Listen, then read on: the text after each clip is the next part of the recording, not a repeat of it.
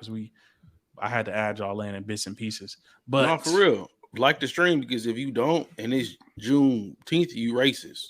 Like I'm blatant with it. Exactly. Simple. But So yeah, and y'all can watch this back because y'all love to watch them back. So like it and subscribe.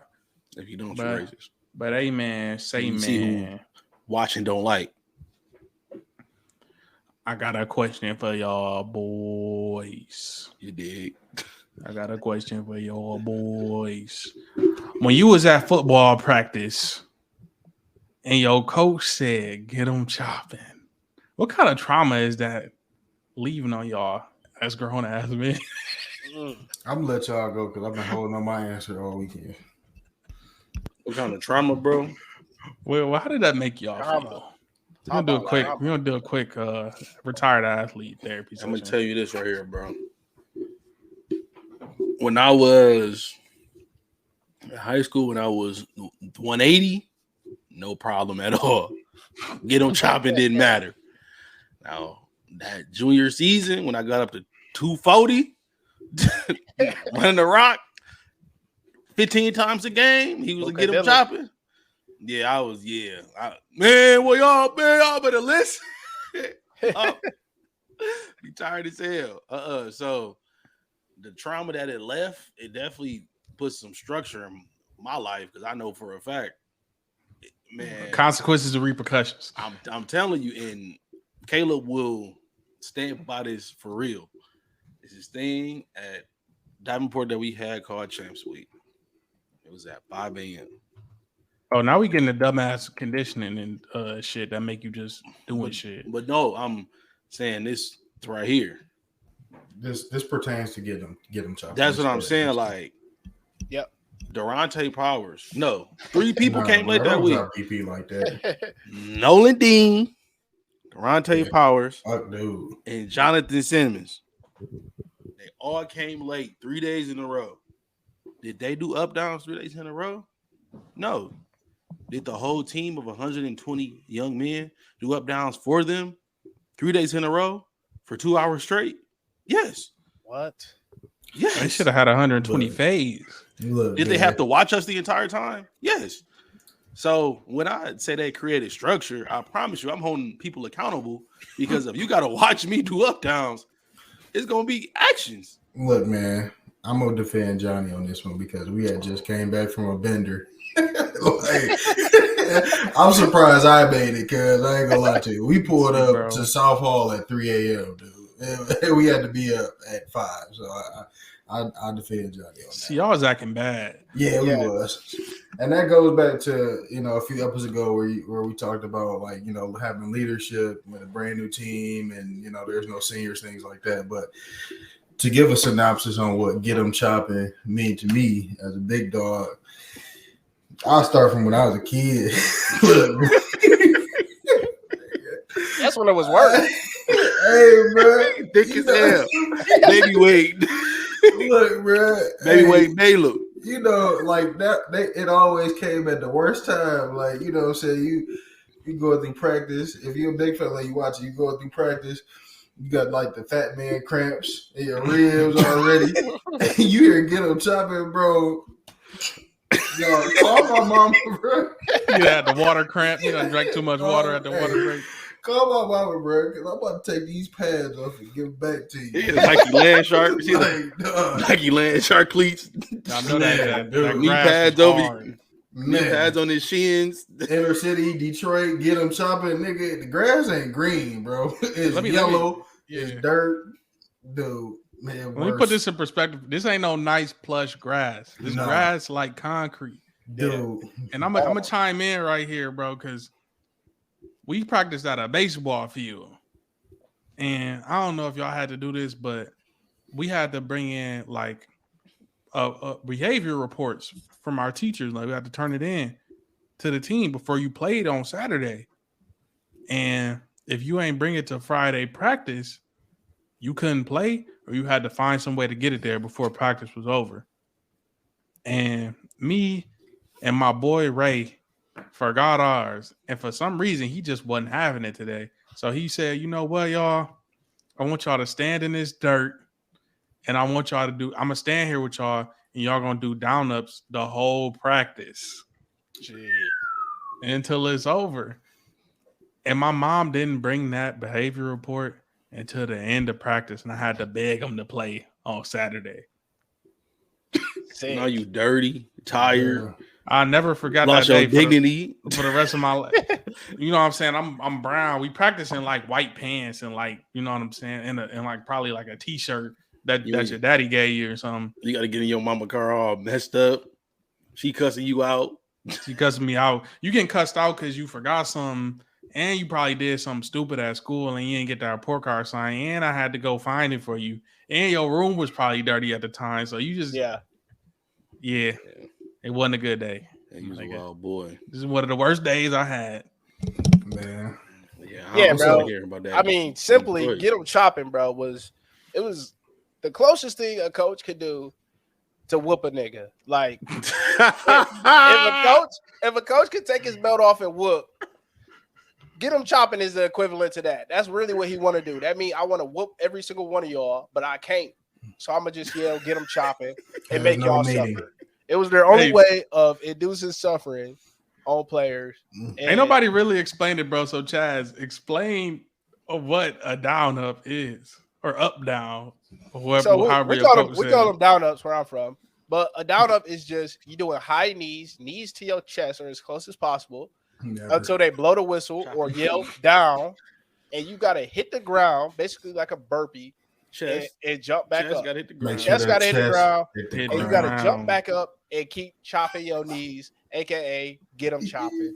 They blow that whistle, you hit down, you get up. If you get up slow or lazily, that's like I don't know. You might as well be doing push-ups at that point. That's like yelling back at your parents while you getting a whooping, right? Like telling them to stop while you getting a whooping. That's grabbing a belt on accident because it hurt too much. If you're getting up slow, they might. If you're getting slow, they might be blowing that whistle a little already. bit. That's what I said. You might as well be doing a push up. Like, nah, man. Mm-mm. Yep. Mm-mm. See, but that was light work. When me and Melvin was in high school, we had reminders, and then J Dub brought it to Davenport. They called it kamikazes. Oh, you remember them? Yeah. Yeah, them was horrible actions. So we had quite a big stadium. Caleb, this is how it went. So you're doing a up down up deal, but you got to go the length of the field.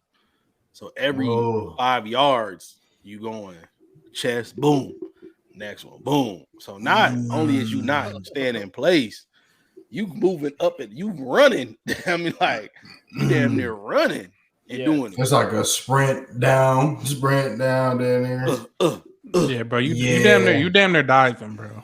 Yeah, I'll take my chances fighting everybody on the team. Doing that, bro.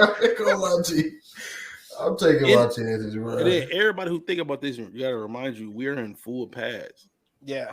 The majority of the time we doing this, we got pads, we got helmets on, all that good stuff. Like we are in gear. It's hot. I'm getting hot thinking about this. Like angry hot. My chest hurt. Think about this.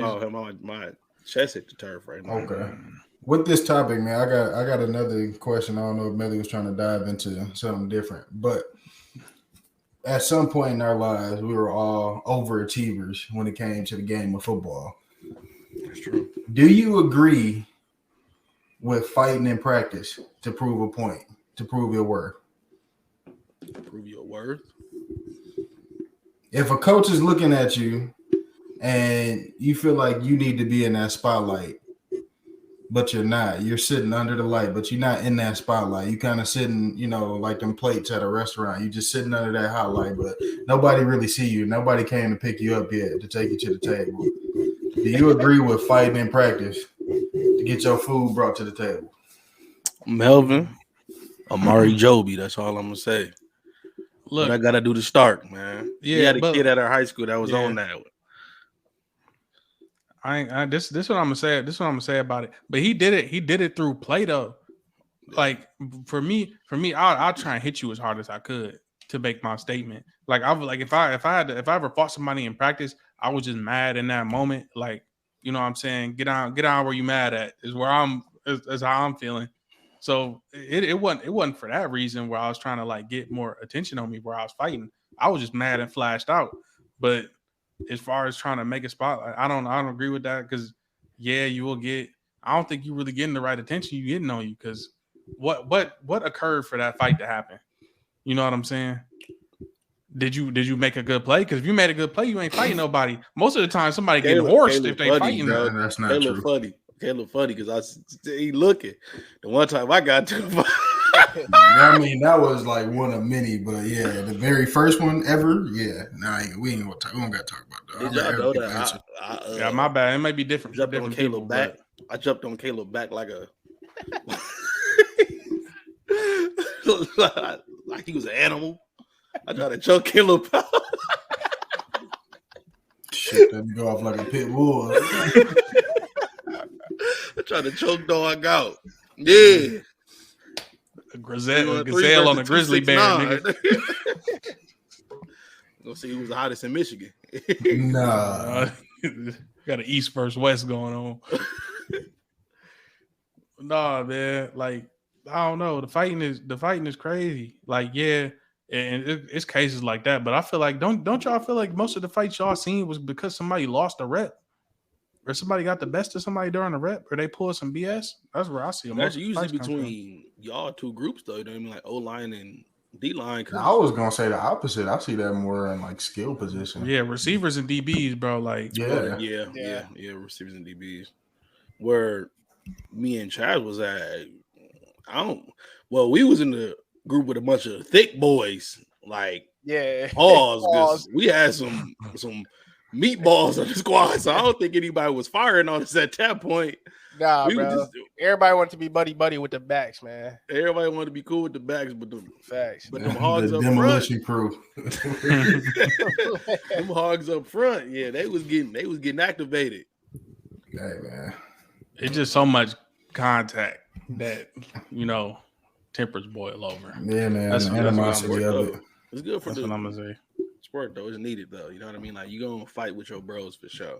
Yeah, you gonna fight with your bros for sure is needed because I know for a fact, like the amount of times I've wanted to swing on whoever, I know come game time at least I know he gonna scrap if it get down to that. Yeah, but as far as for clout or trying to get a spotlight, I'll just try and show out like what showing my skill, like whether that's me like going a little bit too far, like to pushing the line.